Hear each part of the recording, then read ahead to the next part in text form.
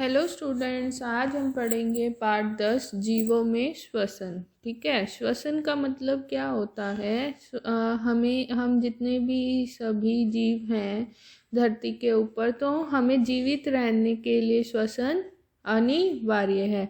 जैसे कि हम मानव भी और इसमें जितने भी जानवर हैं, पेड़ पौधे हैं, उन सबको श्वसन अति अनिवार्य है। और क्या कहते हैं, वायु, इससे क्या होता है, हम जैसे सांस कैसे लेते हैं, वायु शरीर के अंदर लेते हैं ना। कौन सी वायु लेते हैं? ऑक्सीजन लेते हैं। और हम क्या कहते हैं, क्या वायु छोड़ते हैं? Carbon dioxide. सभी को मालूम होगा इस बात का, है ना। हमें सांस लेने के लिए, जीवित रहने के लिए अति आवश्यक क्या है? ऑक्सीजन। और क्या कहते हैं, ऐसे ही जो हमारे आसपास जानवर भी हैं, जैसे गाय है, कुत्ता है, बिल्ली है, बंदर है, ये सब भी क्या हैं, ये भी सांस लेते हैं हमारी तरह। और इनके लिए भी ऑक्सीजन अति अनिवार्य है। और क्या कह सकते हैं, जैसे पेड़ पौधे हैं, उनके लिए भी ऑक्सीजन, कुछ पेड़ पौधे हैं जो कार्बन डाइऑक्साइड लेते हैं, पर अधिकतर जो पेड़ पौधे हैं वो ऑक्सीजन ही लेते हैं अपना, उनको भोजन तैयार करने में और क्या कहते हैं, हरे भरे रहने के लिए। सभी के लिए आप जितने भी आसपास देखेंगे, उन सभी के लिए क्या है? ऑक्सीजन बहुत ही अनिवार्य है। आप देखो, इसमें हम पढ़ेंगे, बूझो अपने दादा दादी से मिलने के लिए उत्सुकता से प्रतीक्षा कर रहा था, जो 1 साल के बाद शहर आ रहे थे। जो बूझो हैं, उसको अपने दादा दादी से मिलना था, और वो कहाँ आ रहे थे? शहर। वह शीघ्र से शीघ्र बस स्टॉप पर पहुंचना चाहता था ताकि उनका स्वागत कर सके। वो उनके स्वागत के लिए जल्दी जल्दी बस स्टॉप पे पहुंचना चाहता था, इसीलिए वह भागता हुआ गया और कुछ ही मिनट में बस स्टॉप पहुंच गया। और वो जल्दी से पहुंच भी गया। उसकी सांस तेजी से चल रही थी। उसकी दादी ने उसे पूछा कि वह हाँफ क्यों रहा है। बूझो ने बताया कि वह घर से दौड़ता हुआ आया है। उसे आश्चर्य हुआ कि दौड़ने के बाद वह सांस तेजी से क्यों लेने लगता है। अब देखो, हम भी जैसे अगर तेजी से दौड़ते हैं तो हमारी सांसें तेजी से चलने लगती हैं, है ना। और ये किस कारण से होता है? हमारे बॉडी के अंदर ऑक्सीजन लेवल बढ़ जाता है, इसीलिए हाँ ऐसा होता है। यह प्रश्न उसके मस्तिष्क में घूमता रहा। बूझो के प्रश्न का उत्तर जानने से पहले ये समझना आवश्यक है कि हम सांस क्यों लेते हैं। क्यों लेते हैं हम सांस? लेना श्वसन प्रक्रम का एक चरण है। हमारे लिए ये अति आवश्यक है श्वासों को लेना। अगर हम श्वास नहीं लेंगे तो वो हम मृत हो जाएंगे, है ना। जैसा कि हम देखते हैं अपने आसपास, निजी जीवन में भी आपने देखा होगा, जब तक मानव की सांसें चल रही है तब तक वह जीवित है, आसानी से उठ बैठ सकता है। और फिर जब वो मृत हो जाता है तब वो ना सांस ले पाता है, ना उठ पाता है, ना चल पाता है ना। हम श्वसन के बारे में पढ़ें। अब आगे हम इसके बारे में पढ़ते हैं। हाँ, अब और एक और बात है, जैसे कि क्या कहते हैं, हम सुबह सुबह मॉर्निंग में एक्सरसाइज करते हैं, तो उसमें भी हमारा एनर्जी, अगर हम डेली एक्सरसाइज करते हैं तो उसमें भी हमारा जो क्या है, ऑक्सीजन लेवल अच्छा रहता है बॉडी का। हम एकदम फिजिकली फिट एंड अपने आप को समझते हैं। क्यों? उसमें जो हमारा इनटेक होता है ऑक्सीजन का, वो एकदम अच्छा रहता है। अब देखो 10.1 है, हम श्वसन क्यों करते हैं, इस बारे में आपको जानना था ना। अब इसमें पढ़ते हैं। अध्याय 2 में आपने पढ़ा था कि सभी जीव सूक्ष्म इकाइयों के बने होते हैं, जिन्हें कोशिकाएं कहते हैं। जितने भी जीव हैं उन सब में इकाइयां बनी होती है। सबके बराबर 2 हाथ 2 पैर हैं, ऐसे है ना, तो उनकी सबकी कोशिकाएं भी बराबर होती हैं, जिन्हें हम कोशिकाएं कहते हैं। कोशिका जीवन की एक छोटी संरचनात्मक और क्रियात्मक इकाई है। जीव की प्रत्येक कोशिका पोषण, परिवहन, उत्सर्जन और जनन जैसे कुछ कार्यों को संपादित करने में कुछ न कुछ भूमिका निभाती है। जितनी भी है हमारी कोशिकाएं हैं वो किसी न किसी रूप में आपस में जुड़ी हुई हैं। परिवहन हो, उत्सर्जन हो, पोषण हो, ठीक है, इन सब कार्यों के लिए, इन कार्यों को करने के लिए कोशिका को ऊर्जा की आवश्यकता होती है। इन सभी कार्यों को करने के लिए कोशिकाओं को ऊर्जा की है। और ऊर्जा हमें कहाँ से मिलेगी? ऊर्जा एक, हम जैसा भोजन खाएंगे, जैसा अन्न, वैसा हमारा मन भी रहता है, वैसा ही हम करते हैं। अगर हम हेल्दी फूड खाएंगे तो हम हेल्दी रहेंगे।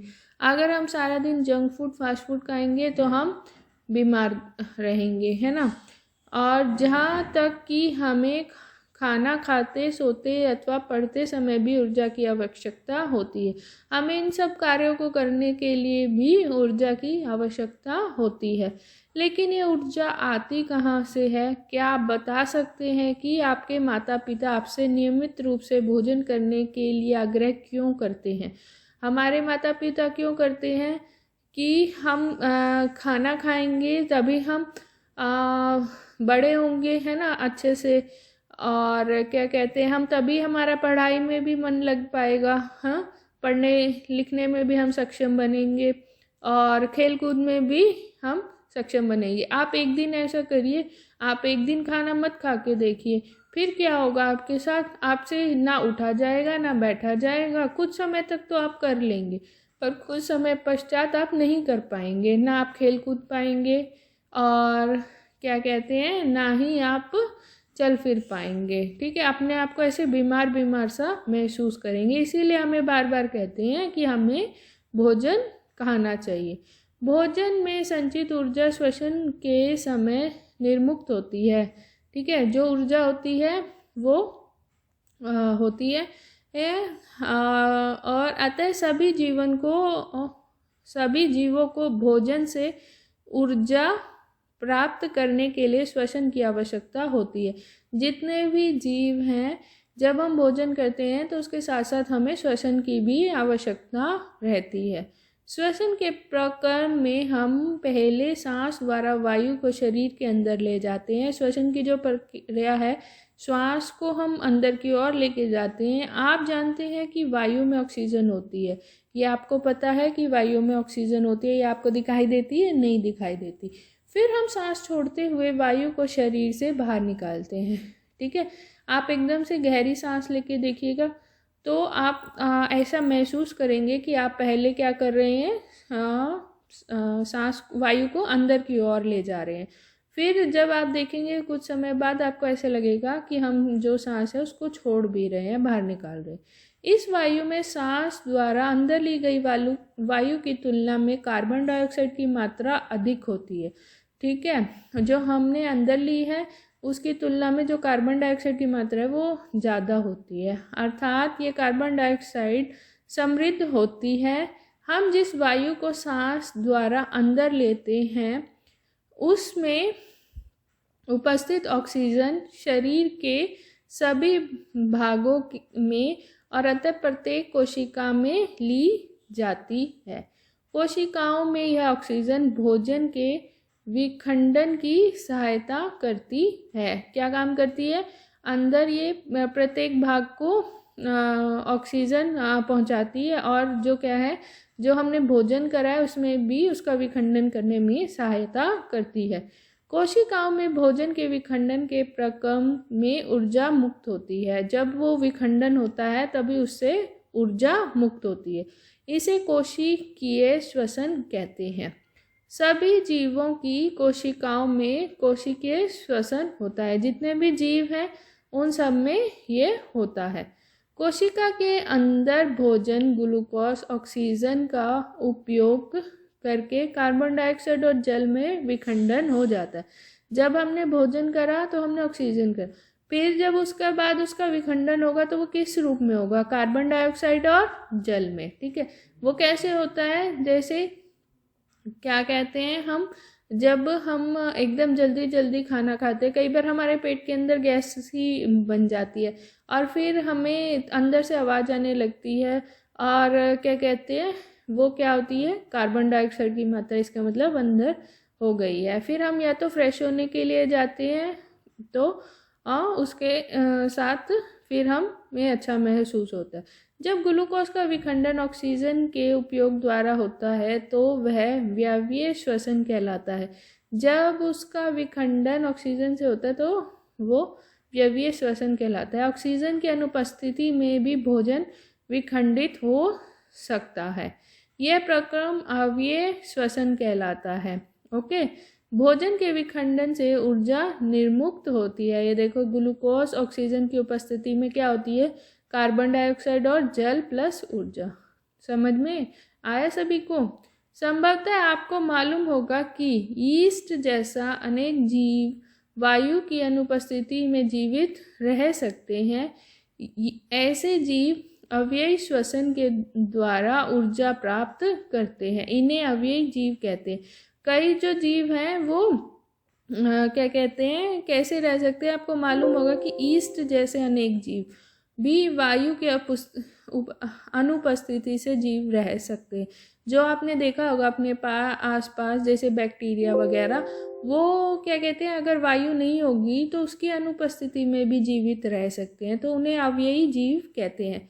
अब ऑक्सीजन की अनुपस्थिति में ग्लूकोज, अल्कोहल और कार्बन डाइऑक्साइड में विखंडित हो जाता है, जैसे कि निम्न समीकरण द्वारा दिखाया गया है। ग्लूकोज ऑक्सीजन की अनुपस्थिति में अल्कोहल और प्लस कार्बन डाइऑक्साइड और ऊर्जा। अब ईस्ट एक कोशिक जीव है। ईस्ट अव्ययी रूप से श्वसन करते हैं और इस प्रक्रिया के समय अल्कोहल निर्मित करते हैं। अतः इनका उपयोग शराब, वाइन और बियर बनाने के लिए किया जाता है। अब देखो, आपने कभी आसपास सुना होगा जैसे जो शराब वगैरह बनती है वो कैसे बनती है, जो कुछ तो जो शराब होती है वो फ्रूट से बनती है, ठीक है, और भी अनेक स्रोत होते हैं इसे बनाने के लिए। पर क्या होता है, कुछ समय तक एक, आपने टीवी वगैरह में देखा होगा या सुना होगा कहीं, तो उसमें क्या होता है, जैसे हमें मेन तो ये किससे बनती है, अंगूर से बनती है, और भी अनेक प्रकार के फ्रूट यूज़ होते हैं इसके अंदर। तो वो क्या करते हैं, उसको रख देते हैं खड्डा खोद के, फिर उसको काफ़ी दिनों तक रखा रहने देते हैं। जब वो बिल्कुल सड़ जाते हैं, गल जाते हैं, उनके अंदर से बैक्टीरिया जन्म लेते हैं। फिर वो बैक्टीरिया अपना कार्य शुरू करते हैं। फिर वो कई समय तक रखा रहने के बाद उससे शराब बनती है, ठीक है, ऐसा ही होता है। हमारी पेशी कोशिकाओं भी अव्यय रूप से श्वसन करती हैं, लेकिन ये ऐसा थोड़े समय तक ही कर पाती हैं, ठीक है, ऐसे ये थोड़े समय तक ही कर पाती है। वास्तव में ये प्रक्रम उस समय होता है जब ऑक्सीजन की अस्थायी रूप से कमी हो जाती है। ये तब होता है जब कहीं ये ऑक्सीजन की आपको कमी महसूस हो, जैसे आप पहाड़ी वगैरह पे ऊपर की ओर चढ़ रहे हो, तब ये काम करती है। बहुत देर तक व्यायाम करने, तेजी से दौड़ने, कई घंटे टहलने, साइकिल चलाने अथवा भारी वजन उठाने जैसे अनेक कार्यों के लिए अधिक ऊर्जा की आवश्यकता होती है। ये सब करने के लिए आपको अधिक ऊर्जा की आवश्यकता है। देखो, जैसे चित्र 10.1 है क्या कर रहा है, ये व्यायाम करते समय हमारे शरीर में कुछ पेशियाँ अव्ययी रूप से श्वसन करती है। आप देखो, जैसे वो भाग रहा है, आपको उसकी बाजू हैं जो उसकी टांगे हैं, आपको ऐसे दिखाई देंगी, प्रतीत होंगी कि जो आपकी वेन्स हैं वो भी श्वास ले रही हैं अंदर से, आपको ऐसा महसूस होगा और दिखाई भी देगा, ठीक है, कभी देखिएगा। लेकिन ऊर्जा उत्पन्न करने के लिए हमारे शरीर ऑक्सीजन की आपूर्ति सीमित होती है, ठीक है। ऐसी स्थितियों में पेशी कोशिकाएं अव्ययी श्वसन द्वारा ऊर्जा की अतिरिक्त मांग को पूरा करती हैं, जैसे कि ये है ग्लूकोज पेशी ऑक्सीजन की अनुपस्थिति में लैक्टिकल अम्ल और ऊर्जा। क्या आपने कभी सोचा है कि अत्यधिक व्यायाम करने के बाद आपकी पेशियों में ऐंठन क्यों आती है? ऐसा क्यों होता है जब आप अधिक कठिन व्यायाम कर लेते हैं या आप काफ़ी दिनों के बाद एक्सरसाइज करते हैं तो ऐसा क्या होता है? क्योंकि उन्हें, जो आपकी मांसपेशियां हैं, उन्हें आराम मिल जाता है। अगर आप एक दिन एक कार्य करेंगे और फिर 10 दिन तक वो कार्य नहीं करेंगे तो वो रेस्ट उस पे हो जाएंगे, और फिर आप अगले दिन 10 दिनों के बाद फिर से करेंगे तो उसे ऐंठन महसूस होगा। ऐंठन तब होती है जब पेशियां अव्ययी रूप से श्वसन करती हैं, जब वो अव्ययी रूप से श्वसन करती हैं। इस प्रक्रम में ग्लूकोज के आंशिक विखंडन में लैक्टिक अम्ल और कार्बन डाइऑक्साइड बनते हैं।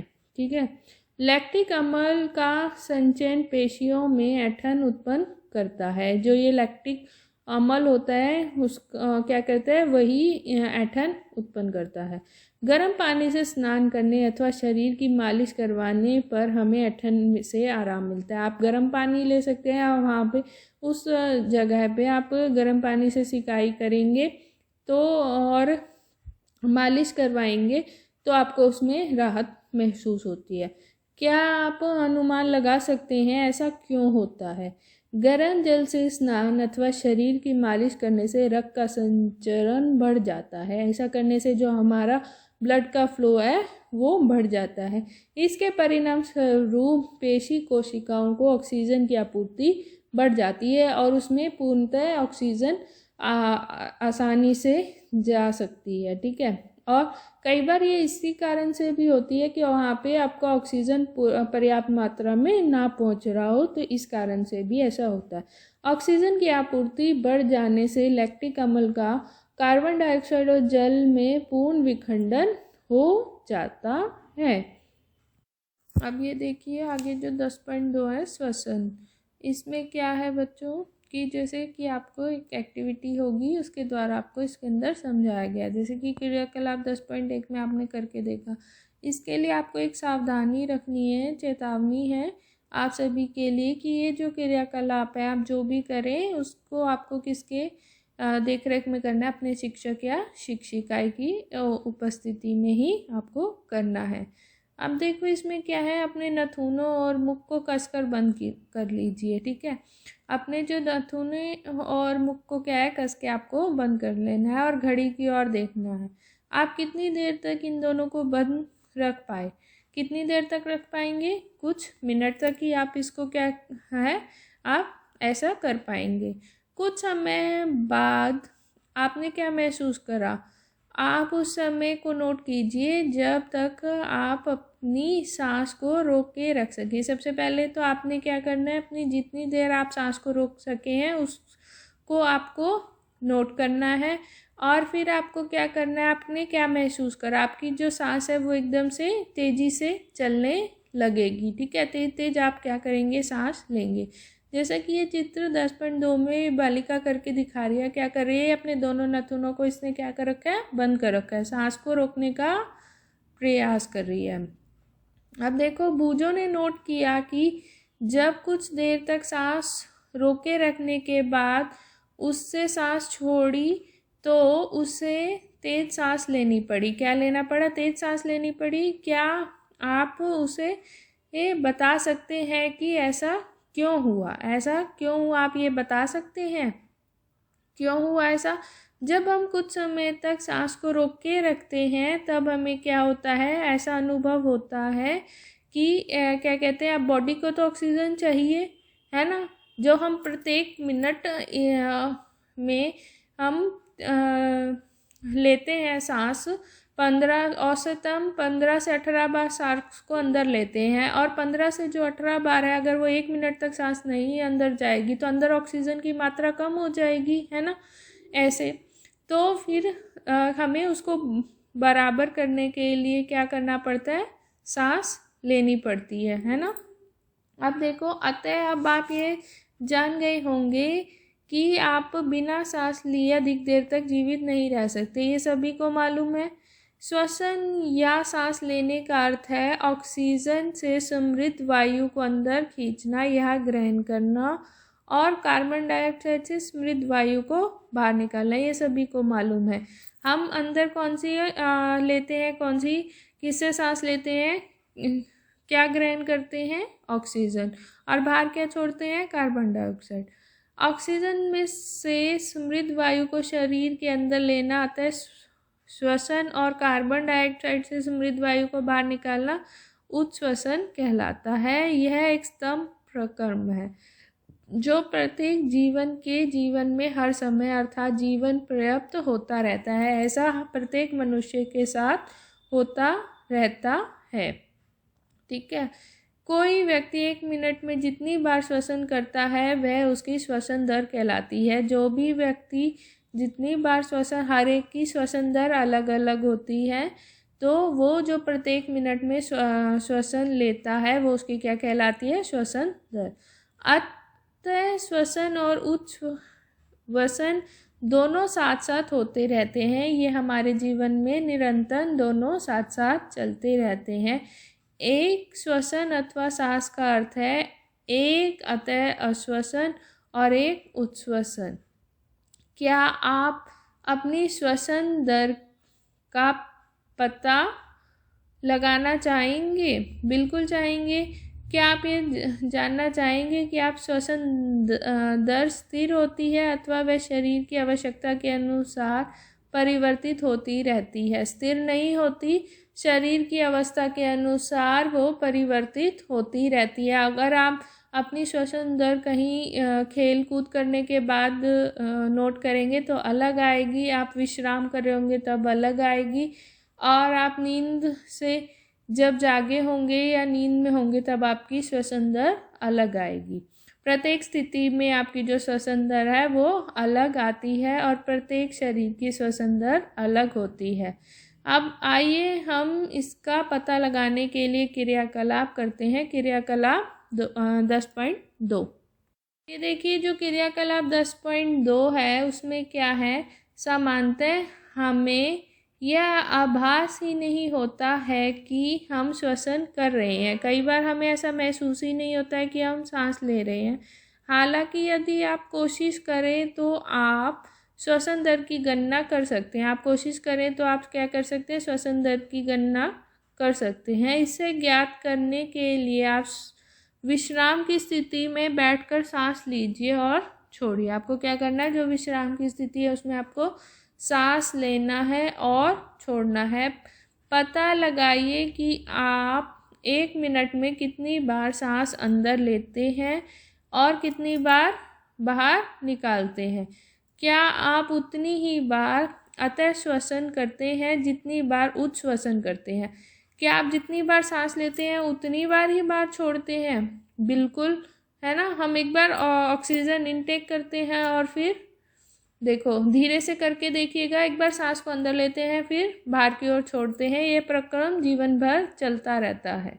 अब तेज चलने और दौड़ने के बाद अपनी श्वसन दर को श्वसन मिनट की गणना कीजिए। जब आप कहीं से तेज चल के आते हैं, दौड़ के आते हैं, तब भी आपको इसकी गणना करनी है।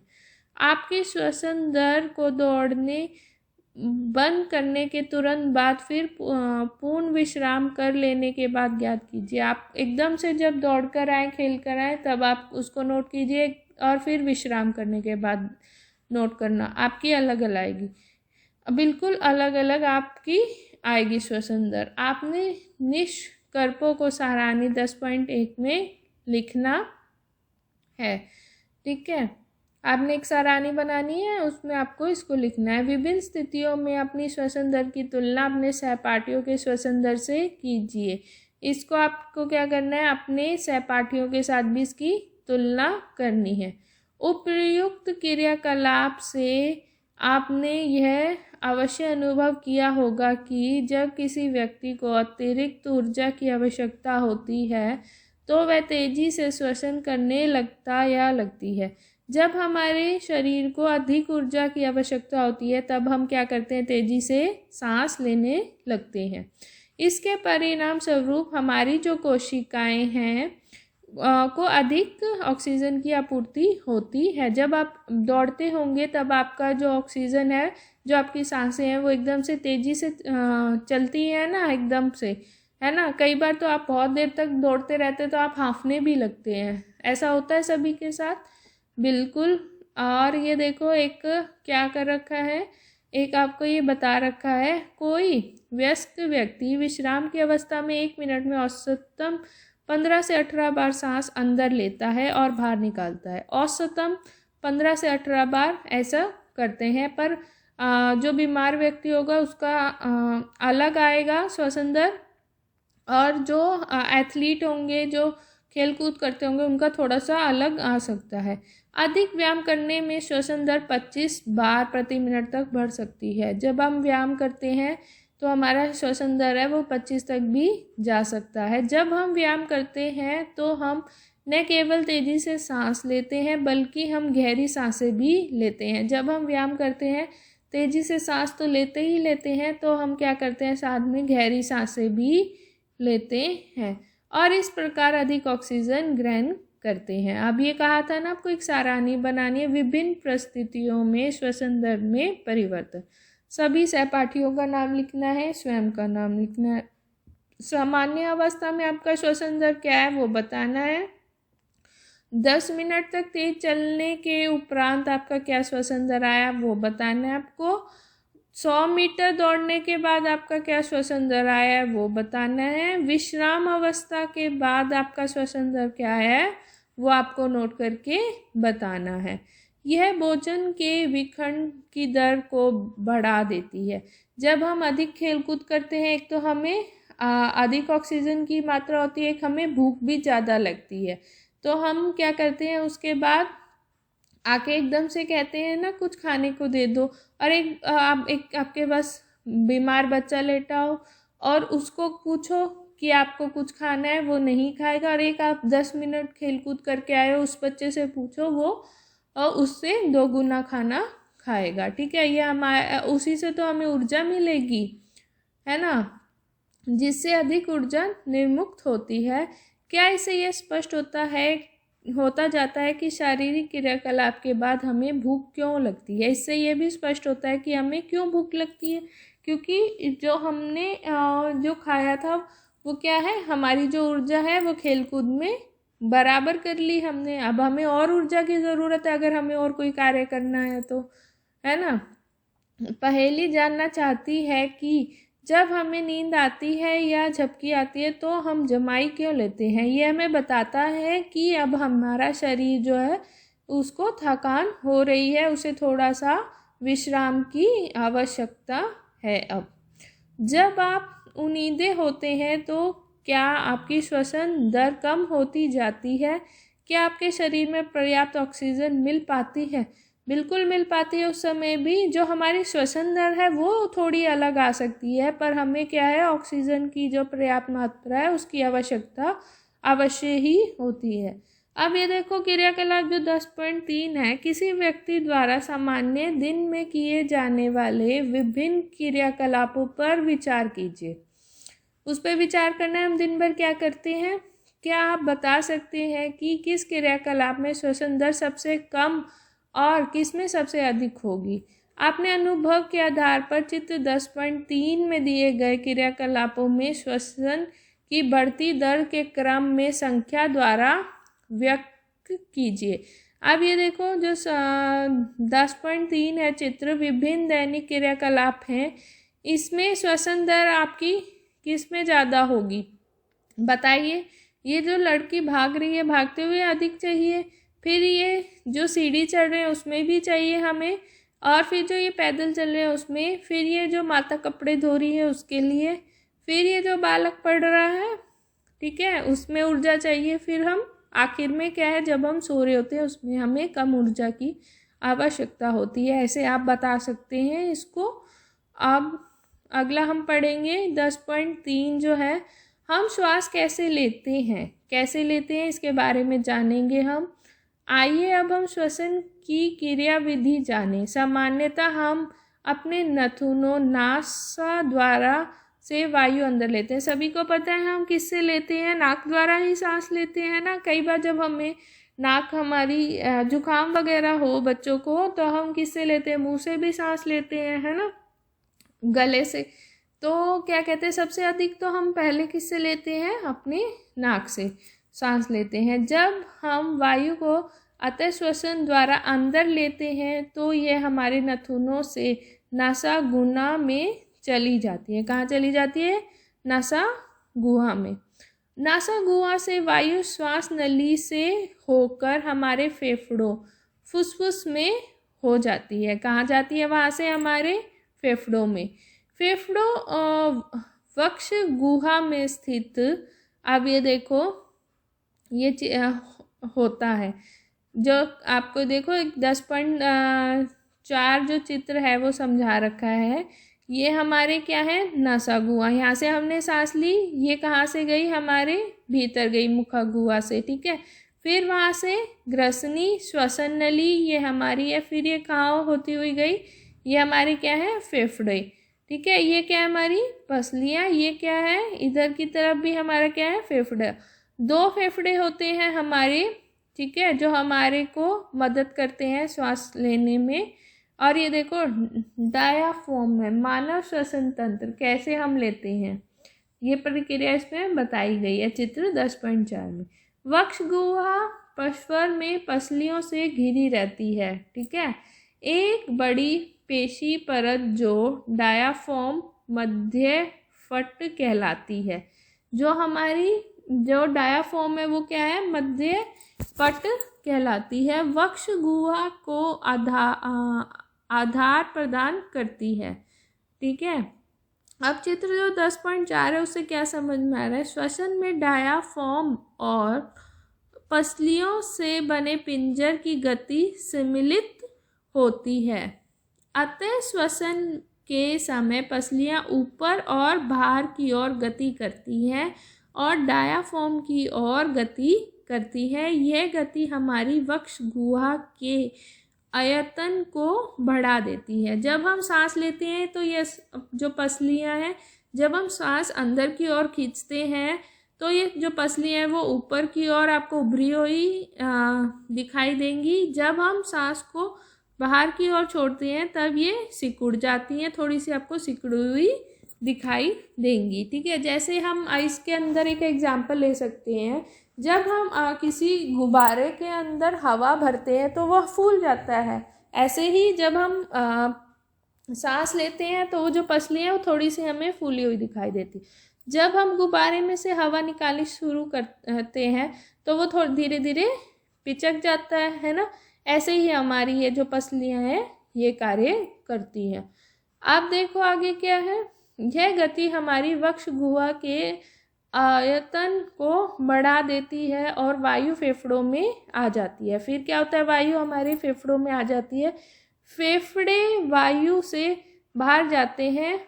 उच्च श्वसन के समय पसलियां नीचे और अंदर की ओर आ जाती हैं। फिर वो क्या हो जाती हैं, फिर नीचे की ओर और अंदर की ओर आ जाती है, जबकि डायाफ्राम ऊपर और अपनी पूर्व स्थिति में आ जाता है।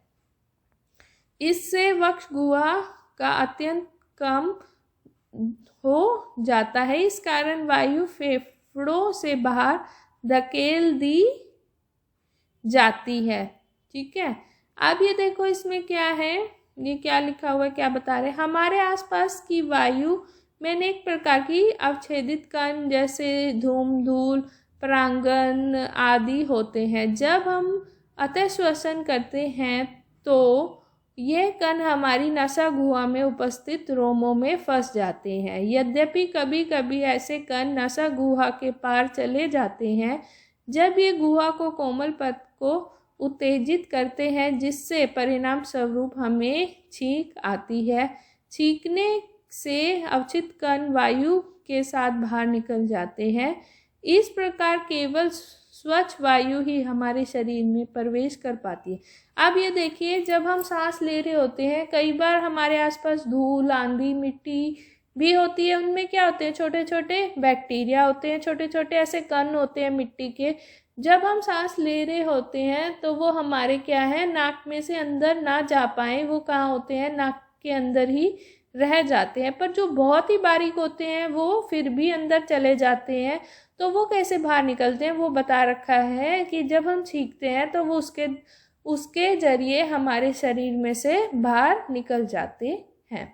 कुछ को तो हमारे जो नाक है वो रोक लेता है कुछ धूल और कणों को कि वो अंदर ना जा पाए, ठीक है। और कुछ जो बारीक कण होते हैं उनको नहीं रोक पाता तो वो अंदर चले जाते हैं। तो वो किसके द्वारा रुकते हैं? छींकने के द्वारा। सावधानी क्या बरतनी चाहिए?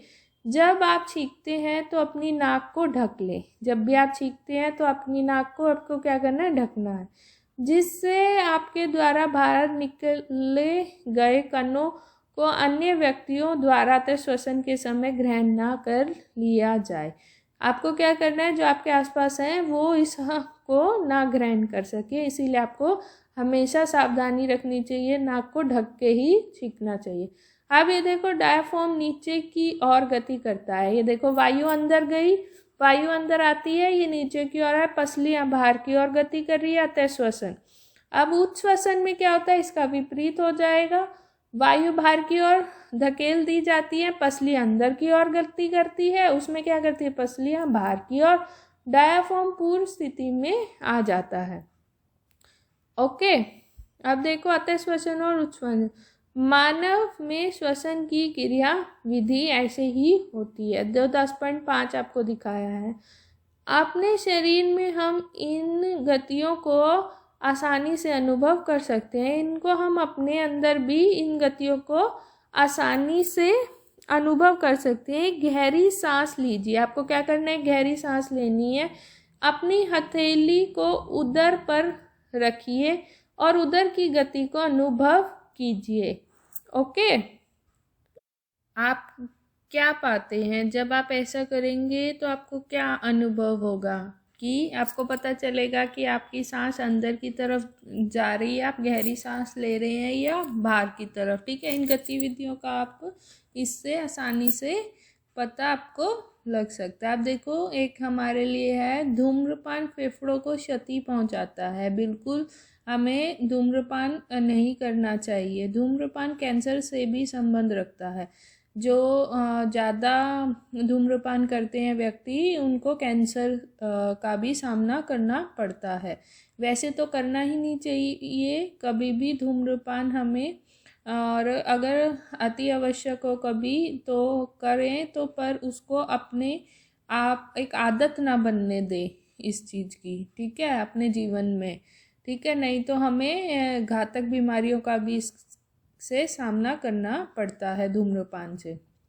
यह जान लेने के बाद कि श्वसन के दौरान वक्ष गुहा के अमाप में परिवर्तन होता है।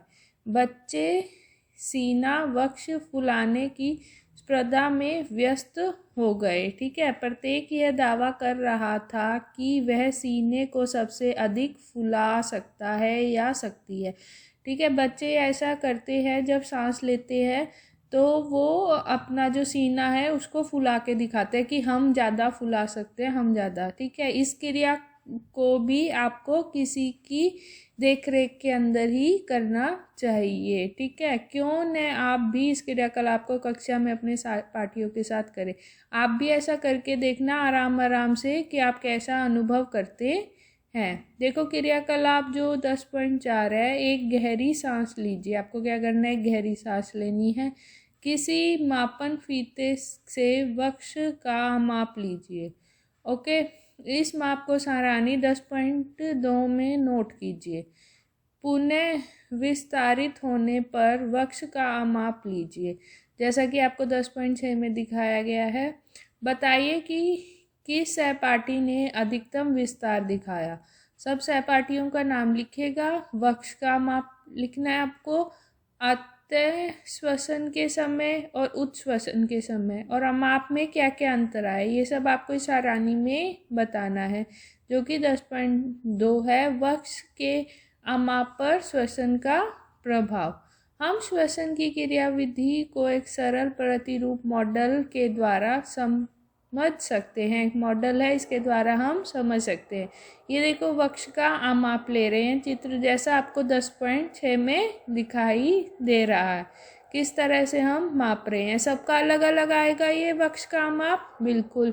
और फिर जब आप सांस लेंगे तब भी अलग अलग आएगा, किसी का ज़्यादा सीना फूलेगा, किसी का कम। ओके, और जब आप सांस छोड़ेंगे तब भी अलग अलग माप आएगा। ओके, बूझो जानना चाहता है कि कोई व्यक्ति अपने फेफड़ों में कितनी वायु भर सकता है। बूझो को ये जानना है कि एक व्यक्ति अपने फेफड़ों में कितनी वायु को भर सकता है। अब इसके लिए हम क्या करेंगे, एक क्रियाकलाप करके देखेंगे। 10.5 प्लास्टिक की चौड़ी मुंह वाली एक बोतल लेनी है आपको। क्या लेनी है? एक प्लास्टिक की बोतल। इसके पेंदे को काटकर अलग कर दीजिए। वाई के आकार की कांच अथवा प्लास्टिक की एक नली लीजिए। ओके, बोतल के ढक्कन में एक ऐसी छिद्रा कीजिए जिससे यह नली आसानी से निकल जाए। ओके, फिर नली के शकित सिरे पर 2 गुब्बारे बिना फूले हुए आपको लगा देने हैं। लगा दीजिए। इस नली को चित्र 10.7 के अनुसार और बोतल में लगा दीजिए। अब बोतल को ढक्कन लगा दीजिए तथा उसे इस प्रकार सील बंद कर दीजिए कि वह वायु रुद्र हो जाए। ओके, बोतल के खुले पहंदे पर रबड़ अथवा प्लास्टिक की एक पतली शीट बनाकर किसी रबड़ बैंड की सहायता से बांध दीजिए। ठीक है, अब क्या होगा, फेफड़ों में होने वाले प्रसर को समझने के लिए रबड़ की परत को पकड़कर उदार के नीचे की ओर खींचिए और गुब्बारों को दबाइए। उसको रबड़ को नीचे की ओर खींचना है और गुब्बारों को क्या करना है, आपको दबाना है। इसके बाद रबड़ की परत को ऊपर की ओर धकेलिए और गुब्बारों को देखिए। क्या आपको गुब्बारों में कोई परिवर्तन दिखाई देगा? आप देखो, जैसे कि इन्होंने 2 प्लास्टिक की बोतल ली हैं, 2 गुब्बारे लिए हैं। ओके, और क्या करा है, रबड़ की शीट लगा दी है, उसको बंद कर दिया है। श्वसन की क्रियाविधि को देखने के लिए प्रतिरूप ऐसा देखा है उन्होंने। इस मॉडल में गुब्बारे किस अंग को प्रदर्शित करते हैं? किसको कर रहे हैं? हमारे किसको कर रहे हैं? फेफड़ों को प्रदर्शित कर रहे हैं ना। इससे हम जान सकते हैं कि अगर हमारे फेफड़ों तक वायु जाएगी तो कैसा दिखाई दे रहे हैं, वो फूले हुए हैं। जब वायु नहीं जाएगी, हम उसको कस के बंद कर देंगे तो कैसे दिखाई दे रहे हैं? दिखाई दे रहा है ना अंतर आप सभी को। रबड़ की परत किस प्रदर्शित करती है? रबड़ की परत क्या बताती है कि अगर हम रबड़ की परत लगाते हैं तो वायु अंदर नहीं जा पाएगी, तो क्या होगा, वो बिल्कुल सिकुड़ जाएंगे, है ना। अब आप श्वसन की क्रियाविधि को समझने में समर्थ हो गए होंगे। ऐसे आपको आसानी से पता चल गया होगा अगर हमारे अंदर हवा नहीं जाएगी तो वो कैसे दिखाई देंगे, फिर हमें सांस लेने में भी दिक्कत होगी। अब अगला पढ़ेंगे 10.4। हम उच्छ्वसन में बाहर क्या निकालते हैं? जब हम उच्छ्वसन करते हैं तो बाहर क्या निकालते हैं? क्रियाकलाप 10.6 के द्वारा हम समझेंगे। कोई पतली स्वच्छ परख नली लीजिए। स्वच्छ क्या लेनी है? परख नली, जिसमें कॉर्क लगा दो। आपको लगा देनी है उसके अंदर कॉर्क। यदि परख नली उपलब्ध न हो तो आप एक क्या ले सकते हैं, एक कांच या प्लास्टिक की बोतल भी आप ले सकते हैं। ओके, अब ये देखो इसमें क्या बता रखा है। बेहतर जीवन के लिए श्वसन, नियमित परंपरागत श्वसन व्यायाम प्राणायाम से हमारे फेफड़ों में वायु को अंदर लेने की क्षमता को बढ़ाता है। प्राणायाम क्या करता है, हमें क्षमता, हमारी जो श्वसन की क्षमता है उसको बढ़ाता है। हमें डेली प्राणायाम करना चाहिए। ठीक है, अब इस प्रकार हमारे शरीर की कोशिकाओं को ज़्यादा ऑक्सीजन की आपूर्ति होती है, जिसके फलस्वरूप अधिक ऊर्जा उत्पन्न होती है। इससे क्या होता है, डेली प्राणायाम करेंगे तो हमारे अंदर जो ऑक्सीजन की आपूर्ति है वो भी ज़्यादा होगी और हमारे अंदर हर रोज़ क्या होगा, ऊर्जा भी हमारे अंदर बनी रहेगी। हमें अधिक बीमारियों का सामना भी नहीं करना पड़ेगा। अब देखो जो 10.8 है, उच्छ्वसन वायु का चूने के पानी पर प्रभाव। चूने का पानी लिया और एक स्ट्रॉ लगाई है, उसका प्रभाव देख रहे हैं ये, ठीक है।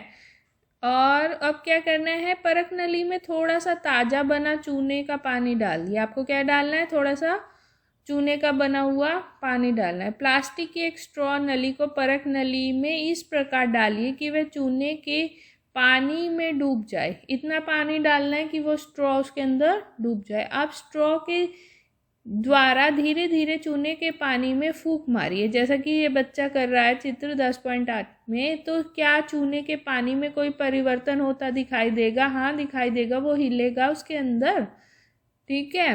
क्या आप इस अध्याय 6 में किए गए अध्ययन के आधार पर समझ सकते हैं? ऐसा हमने उसके अंदर भी करा था, उससे भी आप समझ सकते हैं। वो थोड़ा थोड़ा होगा क्योंकि वहाँ पे जगह नहीं है, ठीक है। तो जगह ना होने की वजह से उसके अंदर आप ज़्यादा गतिविधि को नहीं देख पाएंगे, ओके। आप जानते हैं कि हम जिस वायु का अतः श्वसन अथवा उच्छ्वसन करते हैं वह गैसों का मिश्रण होती है। जब हम उच्छ्वसन करते हैं, क्या हम केवल कार्बन डाइऑक्साइड उच्छ्वसन करते हैं अथवा उसके साथ गैसों के मिश्रण को भी श्वसन करते हैं? बिल्कुल। जब हम जो वायु ले रहे हैं, हमारे पास जो वायु की मात्रा है, वायु के अंदर अनेक प्रकार की गैसें हैं। ऑक्सीजन की मात्रा तो हम इनटेक कर रहे हैं, पर उसके साथ साथ हमें आजकल पॉल्यूशन है, तो बढ़ती पॉल्यूशन में जो ऊपर हमारा वायुमंडल है उसके अंदर क्या है, अनेक प्रकार की गैसें हैं, तो वो भी तो हमारे साथ अंदर जा रही हैं। जैसे नाइट्रोजन, कार्बन डाइऑक्साइड इत्यादि भी तो हमारे अंदर जा रही है ना। तो उच्छ्वसन में भी जब हम कार्बन डाइऑक्साइड करते हैं तो उसके साथ जो थोड़ी बहुत गैस हमने ली है अंदर, जो हमारे लिए कोई भी इस्तेमाल नहीं है हमारा उसके लिए निजी जीवन में, तो वो बाहर भी तो आएगी। अब जैसे आपने नाक के द्वारा हम सांस लेते हैं, जो वायु में कण होते हैं, जो बारीक कण होते हैं वो अंदर चले जाते हैं, हमने पढ़ा था ऊपर, और फिर जब हम छींकते हैं तो वो बाहर आ जाते हैं। ऐसा होता है ना, ऐसे ही गैस के साथ भी होता है। आपने यह भी देखा होगा कि अगर आप दर्पण के आगे उच्छ्वसन छोड़ते हैं तो उसकी सतह धुंधली देती है। यह नमी के कारण है। जल के ये बंदूक कण कहाँ से आते हैं? जब आप किसी मिरर के आगे खड़े होते हैं और उसके आगे बोलते हैं या सांस लेते हैं तो एकदम वो धुंधला धुंधला सा दिखाई देता है, उसके ऊपर भाप सी। वो कहाँ से आती है? वो जो हमारे अंदर जो पानी की जो बूंदे हैं, नमी है, वो उसके कारण होता है। जब आप एक और बात, जब आप सांस लेंगे तब आप देखिएगा कि आपको वो अलग होगी, ठीक है। जब आप उस सांस को बाहर छोड़ेंगे, जब आप सांस अंदर की तरफ लेते हैं जब वो ठंडी होती है। जब आप अपने मुंह के आगे हाथ को लगा के देखिए बच्चों, तो जब आप सांस लेंगे तो वो आप एकदम से हाँ ऐसे करके बोलेंगे, तो जो आपके अंदर से जो हवा निकलेगी वो थोड़ी सी गर्म होगी। वो इसी कारण से आपको धुंधला धुंधला दिखाई देता है, ओके। अब देखो जो 10.5 है, अन्य जंतुओं में श्वसन। अन्य जो जंतु हैं वो भी तो श्वसन करते हैं, जैसे हाथी, शेर, गाय, बकरी, मेंढक, छिपकली, सर्प और पक्षी आदि जंतु की वक्ष गुहों में मनुष्य की भांति फेफड़े होते हैं। ये जितने भी जंतु हैं उनके अंदर भी क्या है, फेफड़े होते हैं। जीव श्वसन कैसे करते हैं? क्या इनके भी मनुष्य के फेफड़ों जैसे ही श्वसन अंग होते हैं? बिल्कुल होते हैं इनके भी। आइए पता करते हैं। बूझो जानना चाहता है कि क्या कॉकरोच, तिलचट्टा, घोंघा, मछली, केचुआ, चींटी और मच्छर में भी फेफड़े होते हैं? ये जानना चाहता है ये कैसे श्वसन लेते हैं। तो इन्होंने क्या लिया, कॉकरोच को लिया। जानते हैं क्या करता है कॉकरोच। कॉकरोच के शरीर के पश्चर भाग में छोटे छोटे छिद्र होते हैं। कहाँ होते हैं? पश्चर भाग में छोटे छोटे छिद्र होते हैं। ये छिद्र श्वसन रंध्र कहलाते हैं। क्या कहलाते हैं? श्वसन रंध्र। जैसा देखो 10.9 में दिखाया गया है, कीटों में गैस के विनिमय के लिए वायु नलियों का जाल बिछा होता है, ठीक है। जो श्वसन प्रणाली का या वातक कहलाते हैं। और ऑक्सीजन समृद्ध वायु श्वसन रंध्रों से श्वसन नालों में जाकर शरीर के ऊतकों में विस्तरित होती है और शरीर के प्रत्येक कोशिकाओं में पहुंचती है। जो नलियां हैं इनके द्वारा उसके पूरे शरीर में, जो छिद्र है छिद्र से उन नलियों के द्वारा उसके पूरे शरीर में वो जाती हैं, ये काम करती हैं। इस प्रकार कोशिकाओं से कार्बन डाइऑक्साइड श्वसन नलियों में आती है और श्वसन रंध्रों से बाहर निकल जाती है। ऐसे ही उन्हीं छिद्रों के द्वारा वो बाहर भी निकल जाती है। श्वसन नाल अथवा श्वसन प्रणाली केवल कीटों में ही पाए जाते हैं। जंतुओं के अन्य समूह में ऐसी व्यवस्था नहीं पाई जाती। ये जितने भी कीट हैं धरती पे, आप छोटी सी चींटी देखते हैं, कॉकरोच देखते हैं, इनके अंदर ये पाया जाता है। ओके, अब देखो केचुए का हम पढ़ते हैं। जैसा कि आपने कक्षा 6 के अध्याय 9 में पढ़ा था कि केचुए अपनी त्वचा से श्वसन करता है। ओके, पढ़ा था ना आपने पहले। केचुए की त्वचा स्पर्श करने पर अद्र और शैलम्य प्रतीत होती है। इसमें से गैस का आगमन आसानी से हो जाता है। यद्यपि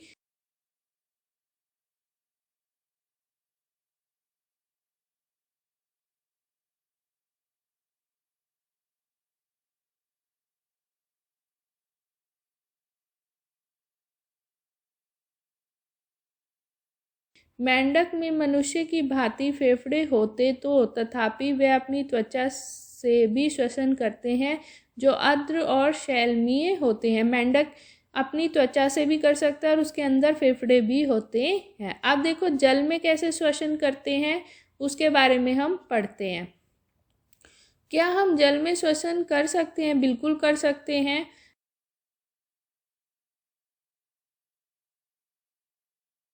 तथा जीवित रह सकते हैं वहाँ पे भी हम।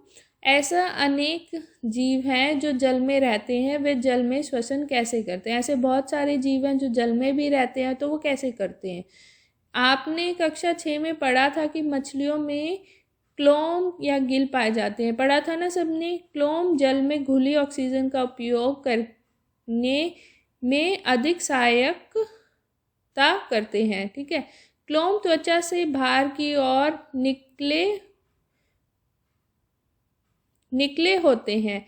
आप सोच रहे होंगे कि क्लोम किस प्रकार श्वास में सहायता करते हैं। क्लोम से रक्त वाहिनियों की संख्या अधिक होती है जो गैस विनिमय में सहायता करती है। देखो जैसे चित्र 10.10 में दिख रहा है, क्लोम बना रखा है ना मछलियों में श्वसन का अंग। आपने सबने पढ़ा है ना कि जो मछलियां हैं, जो पानी में जंतु हैं, वो कैसे रहते हैं। जो पानी में भी जो ऑक्सीजन होती है उससे वो ऑक्सीजन को लेते हैं। ठीक है, कुछ जंतु ऐसे होते हैं जो थोड़ी देर पानी में रह लेते हैं, थोड़ी देर बाहर आ जाते हैं, पर कुछ जंतु ऐसे हैं जो पानी के बिना 1 मिनट भी नहीं रह सकते। वो इसीलिए नहीं रह सकते क्योंकि उनका जो शरीर है वो पानी के ही आधार पे बना रखा है, उसमें से ही वो ऑक्सीजन को लेते हैं और जीवित रहते हैं। अगर वो उसको, जैसे आप मछली है, अगर उसको आप 1 मिनट के लिए भी बाहर रखेंगे वो जीवित नहीं रह पाएगी, क्योंकि उसका जो ऑक्सीजन है वो कैसे लेती है?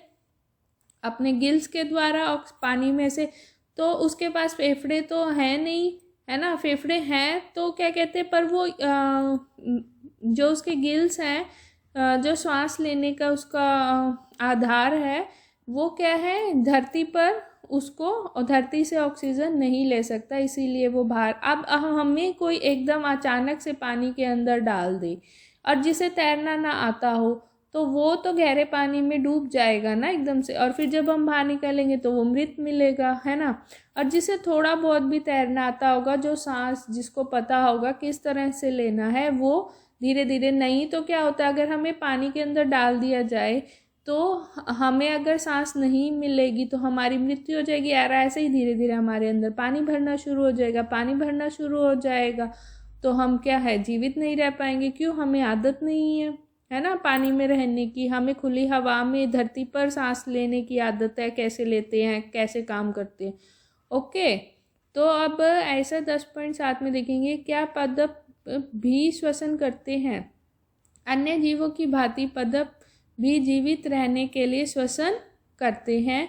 जैसे कि आपने कक्षा 6 में पढ़ चुके हैं, ये वायु से ऑक्सीजन अंदर ले लेते हैं और कार्बन डाइऑक्साइड को निर्मुक्त करते हैं। इनकी कोशिकाओं में भी ऑक्सीजन का उपयोग अन्य जीवों की भांति ही ग्लूकोज के कार्बन डाइऑक्साइड और जल में विखंडन करने के लिए किया जाता है।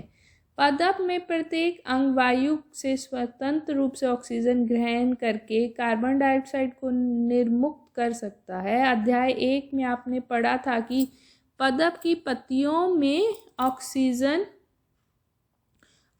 और कार्बन डाइऑक्साइड के विनिमय के लिए सूक्ष्म छिद्र होते हैं जो रंध्र कहलाते हैं। आपने पढ़ा था ना, ऊपर जो छिद्र होते हैं उनको क्या कहते हैं हम? रंध्र।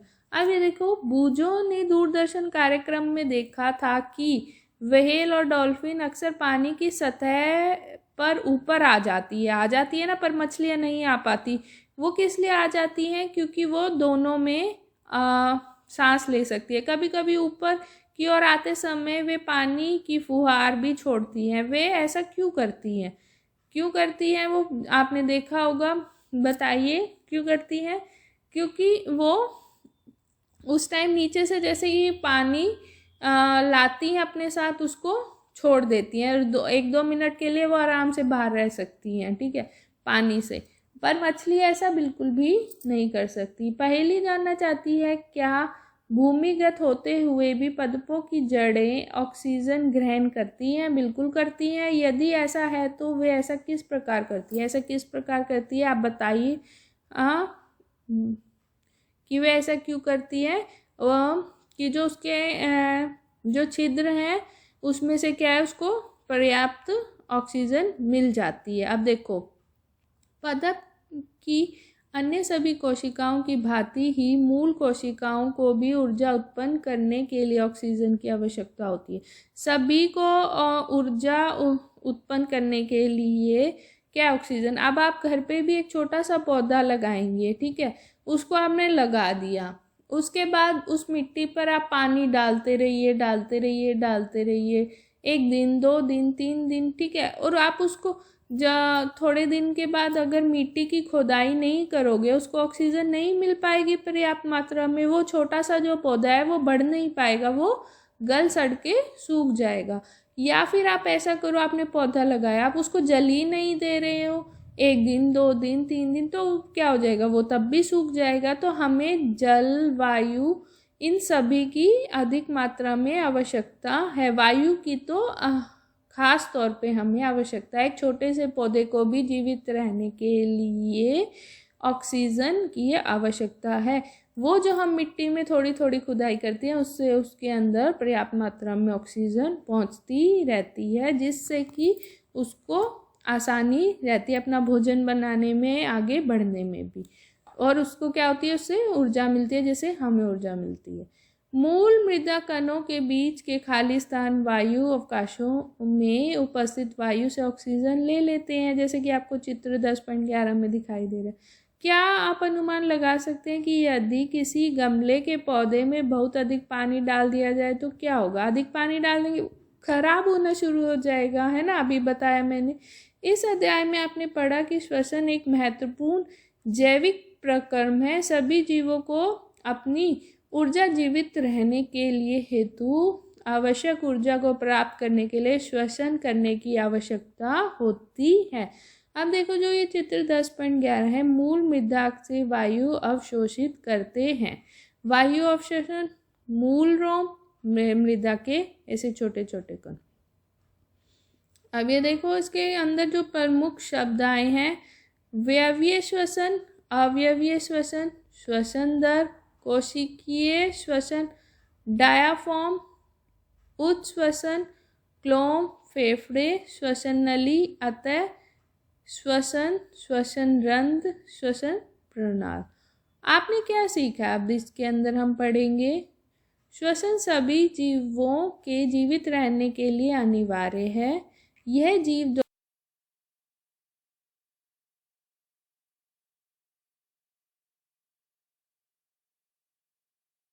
द्वारा लिए गए भोजन से ऊर्जा को निर्मुक्त करता है। अगला क्या पढ़े हम, अति श्वसन द्वारा जो वायु शरीर के अंदर लेते हैं उसमें उपस्थित ऑक्सीजन का उपयोग ग्लूकोज को कार्बन डाइऑक्साइड और जल में विखंड के लिए किया जाता है। इस प्रकार में ऊर्जा निर्मुक्त होती है। ओके, अब देखो नेक्स्ट क्या है, ग्लूकोज का विखंडन जीव की कोशिकाओं में होता है जिसे कोशिकीय श्वसन कहते हैं। ओके, यदि भोजन ग्लूकोज ऑक्सीजन के उपयोग द्वारा विखंडित होता है तो वह व्यवीय श्वसन कहलाता है। यदि विखंडन ऑक्सीजन की अनुपस्थिति में होता है तो श्वसन अव्यवीय श्वसन कहलाता है। ओके, समझे।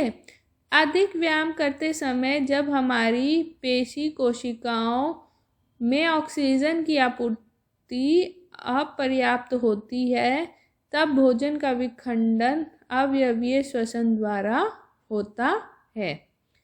अगला देखो क्या है, सांस लेना श्वसन प्रक्रम का एक चरण है जिसमें जीव ऑक्सीजन समृद्ध वायु को शरीर के अंदर लेता है और कार्बन डाइऑक्साइड समृद्ध वायु को बाहर निकालता है। गैसों के विनिमय के लिए विभिन्न जीवों के श्वसन अंग भिन्न होते हैं, पढ़ा है ना आपने अभी।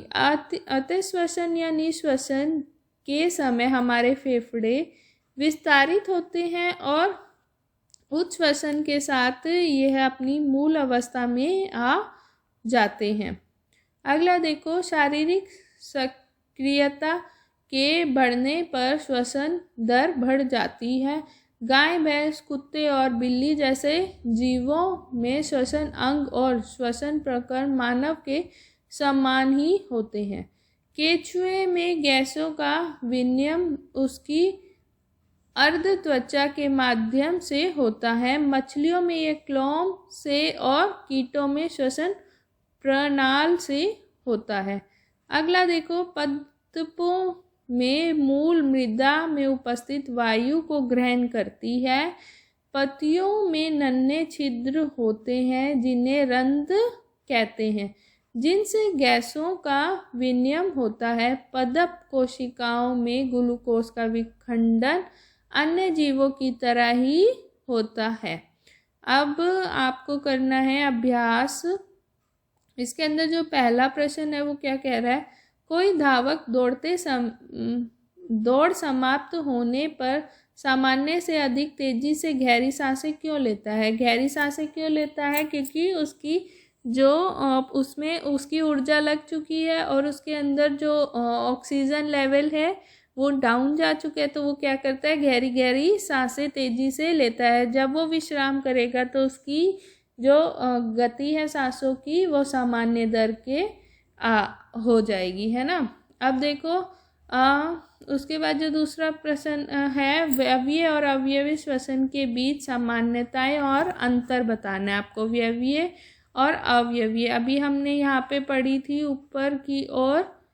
ये इसमें आपने यदि भोजन ग्लूकोज ऑक्सीजन के उपयोग द्वारा विखंडित होता है तो वो क्या है, व्यवीय श्वसन कहलाता है। और अगर उसकी अनुपस्थिति में होता है विखंडन, ऑक्सीजन की अनुपस्थिति में होता है तो वो क्या कहलाता है, अवयवीय।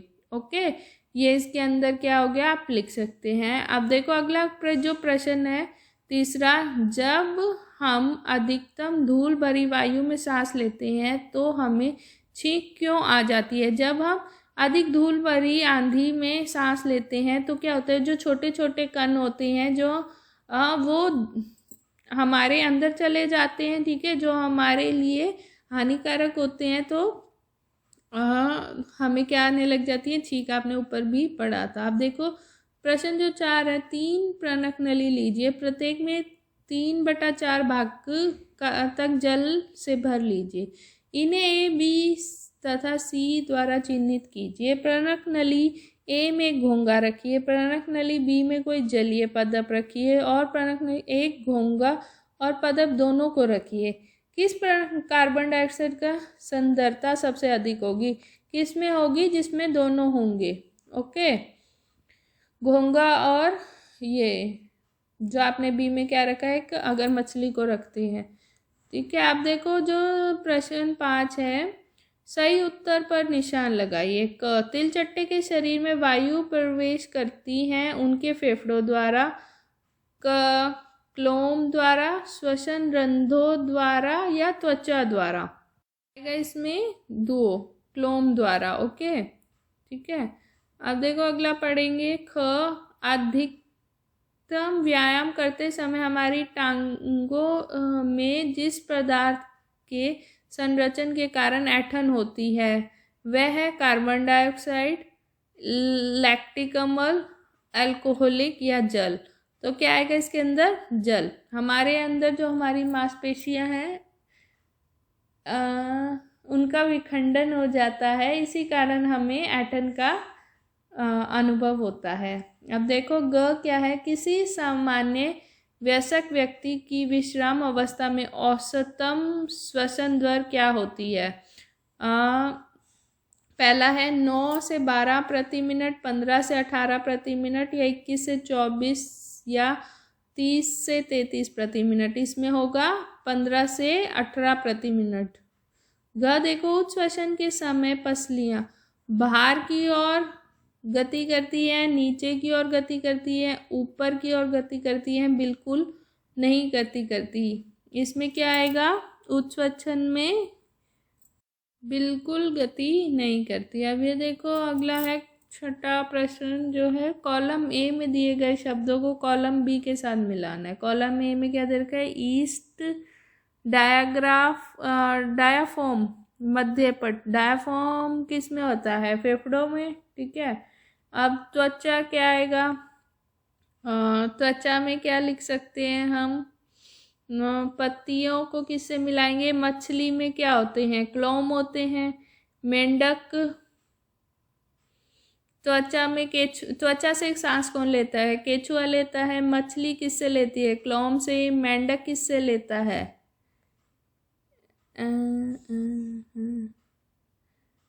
ठीक है, ऐसे आपको इसके अंदर बताना है। पत्तियां किससे लेती हैं? रंध्र से। ओके। डायाफ्राम मध्यपट फेफड़ों में। मेंढक ईस्ट, मेंढक तो वक्ष गुहा। ईस्ट क्या होगा? अल्कोहलिक। ओके, ऐसे इनको आपको मैच करना है। अब अगला देखो प्रश्न जो 7 है, बताइए कि निम्नलिखित व्याख्या सत्य है अथवा असत्य है। आपको ये बताना है। अधिकतम व्यायाम करते समय व्यक्ति की श्वसन दर धीमी हो जाती है। अधिकतर व्यायाम करते समय धीमी नहीं होती, गलत है ये, उसकी तेज होती है। ख क्या है? पदपों में प्रकाश संश्लेषण केवल दिन में जबकि श्वसन केवल रात्रि में होता है। प्रकाश में ही जो होते हैं कई पौधे वो करते हैं, ये सही है। अब देखो ग क्या है? मेंढक अपनी त्वचा के अतिरिक्त अपने फेफड़ों से भी श्वसन करते हैं, बिल्कुल सही है। अब घ क्या है? मछली में श्वसन के लिए फेफड़े होते हैं, मछली में फेफड़े नहीं होते, गलत है ये। अब च देखो, अतः श्वसन के समय वक्ष गुहा का अत्यंत बढ़ जाता है, ये सही है। अब देखो ग क्या है? दी गई पहेली के प्रत्येक वर्ग में जीवों के श्वसन से संबंधित हिंदी वक्षर अथवा संयुक्त अक्षर दिए गए हैं। ओके, इनको मिलाकर जीवों तथा इनके श्वसन अंगों से संबंधित शब्द बनाइए। आपको क्या बनाना है? शब्द बनाने। शब्द वर्गों के जाल में किसी भी दिशा में ऊपर नीचे अथवा विवरण में पाए जाते हैं। श्वसन तंत्र तथा जीवों के आपको इसमें नाम बताना है। ठीक है, इन शब्दों के लिए संकेत नीचे दिए गए हैं। संकेत आपको नीचे दिए गए हैं। पहले में क्या बनेगा आपको बताना है। देखो, कीटों की वायु नलियाँ, वक्ष गुहों के घेरे हुए हड्डियों के संरचना। तीसरे में वक्ष गुहों की पेशियाँ तल, पत्ती की सतह का सूक्ष्म छिद्र, कीटों के शरीर के पश्चर भागों के छोटे छिद्र, मनुष्यों के श्वसन अंग, और 7वां क्या है? वे छिद्र जिनसे हम सांस भीतर लेते हैं अतः श्वसन करते हैं। 8वां क्या है? एक अवयव जीव और 8वीं के बाद 9वां नहीं बता रखा। 10वां है श्वसन प्रणाली तंत्र वाला जीव। अब ये देखो, इसमें हम बताते हैं अंदर जैसे रंध्र, जीवा, ऐसे ऐसे आपको शब्द मिलेंगे, उनको आपको बताना है, छांटना है और इसके अंदर मार्क करना है। ये आप करिए और बताओ इसके अंदर। ओके, नीचे आपको हेल्प के लिए दे रखे हैं। अब देखो 9वां जो प्रश्न है, पर्वतरोही अपने साथ ऑक्सीजन सिलेंडर ले जाते हैं ना पर्वतरोही जितने भी देखे होंगे, क्योंकि 5 किलोमीटर से अधिक ऊंचाई पर वायु नहीं होती। वहाँ उपलब्ध वायु की मात्रा भूतल पर उपलब्ध मात्रा से कम होती है। वहाँ वायु का ताप भूतल के ताप से अधिक होता है।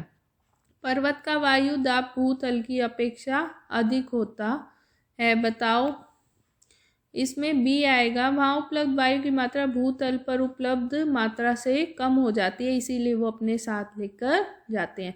अब देखो विस्तारित अधिगम, क्रियाकलाप और परियोजन कार्य। पहला क्या है, जल जीवाशय एक्वेरियम में किसी मछली की गतिविधि को देखिए। आपको उसके सिर के दोनों तरफ पल्लों के समान संरचनाएं दिखाई देंगी। पल्ले जैसी यह एक संरचना ही है और खुलते और बंद होती है। इन प्रेक्षणों के आधार पर मछलियों के श्वसन के प्रक्रम को समझिए। आपने देखा होगा एक्वेरियम में मछलियां क्या 1-1 मिनट में मुंह खोलती हैं, बंद कर लेती हैं, मुंह खोलती हैं, ऐसा दिखाई देता है ना हमको। तो वो उसको देखिए और नोट कीजिए आपको कैसा अनुभव होता है। अब जो 2 है वो क्या है, किसी स्थानीय चिकित्सक के पास जाइए, उनसे धूम्रपान के हानिकारक प्रभाव के बारे में जानकारी प्राप्त कीजिए। आप इस विषय पर अन्य स्रोतों से भी जानकारी एकत्रित कर सकते हैं। आप अपने शिक्षक शिक्षिकाएं और माता पिता से भी सहायता ले सकते हैं। अपने क्षेत्र में धूम्रपान करने वाले व्यक्तियों का प्रतिशत मालूम कीजिए। यदि आपके परिवार में कोई धूम्रपान करता है तो उसे अपने द्वारा एकत्रित की गई जानकारी से अवगत कराइए। ऐसा आपको कराना है कि क्या क्या इसके हमने पढ़ा था, कैंसर जैसी घातक बीमारियां हो जाती हैं, है ना। और जो तीसरा प्रश्न है, किसी चिकित्सक के पास जाइए, उनसे कृत्रिम श्वसन के बारे में जानकारी प्राप्त कीजिए। चिकित्सक से पूछिए किसी व्यक्ति को कृत्रिम श्वसन की आवश्यकता कब होती है उसको, ये आपको उससे पूछना है और बताना है। और क्या किसी व्यक्ति को कृत्रिम श्वसन की आवश्यकता स्थायी रूप से होती है अथवा अस्थायी रूप से। इसकी फिर जब जिसे आवश्यकता होती है वो स्थायी रूप से होती है या अस्थायी, आपको वो बताएगा और आपकी हेल्प करेगा। क्या है, कृत्रिम श्वसन के लिए किसी व्यक्ति को ऑक्सीजन की आपूर्ति किस प्रकार और कहाँ से की जाती है, उसको किस प्रकार से करते हैं और कहाँ से करते हैं ऑक्सीजन की आपूर्ति। जो सांस नहीं ले सकते उसको आर्टिफिशियल, आपने देखा होगा ऑक्सीजन सिलेंडर और मशीनों द्वारा उसको सांस दी जाती है। ठीक है। चौथा क्या है, अपने परिवार के सदस्य और कुछ मित्रों की श्वसन दर को मापिए, पता लगाइए। क्या बच्चों की श्वसन दर वयस्क में भिन्न होती है? बिल्कुल अलग होगी। बच्चों की ज़्यादा होगी श्वसन दर और जो आपके आसपास जो बड़े बूढ़े हैं उनकी थोड़ी सी कम होगी। क्या है, क्या पुरुषों की श्वसन दर महिलाओं की श्वसन दर से भिन्न होती है? उनकी भी भिन्न होती है। यदि इनमें से किस प्रकार केस के अंतर पाए जाते हैं, इसके कारण का भी आपको पता लगाना कि ऐसा क्यों होता है। ओके। क्या आप जानते हैं हमारे लिए ऑक्सीजन अनिवार्य है, लेकिन जो जीव इसका उपयोग नहीं करते हैं उनके लिए ऑक्सीजन विषयुक्त होती है। वास्तव में मानव एवं अन्य जीव के लिए भी लंबे समय तक शुद्ध ऑक्सीजन में श्वसन करना हानिकारक हो जाता है। आपको अगर कुछ नहीं समझ में आता तो आप नीचे कमेंट करके भी पूछ सकते हैं। Thank you.